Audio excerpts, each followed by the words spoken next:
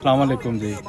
माशाअल्लाह जी, अज जिहड़ा असीं सारा तुसीं वेख्या, असीं विजिट किया है, लोगों तक खाना पहुँचाया, अद्वियात जिहड़ियां तकसीम कीतियां ने।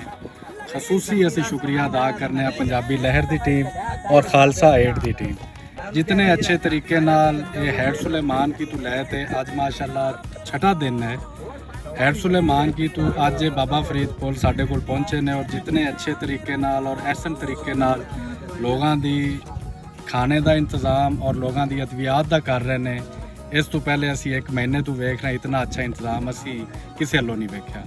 और साड़ियाँ नेक तमन्नावां भी इन्हां दे नाल ने, हर तरह का तावन जो असी कर सकने असी उन्हां लई हाज़र हाँ। और उनके नाल नाल मैं खसूसी शुक्रिया अदा करांगा जिहड़ी साडी रेस्क्यू 1122 की इत्थे टीम है।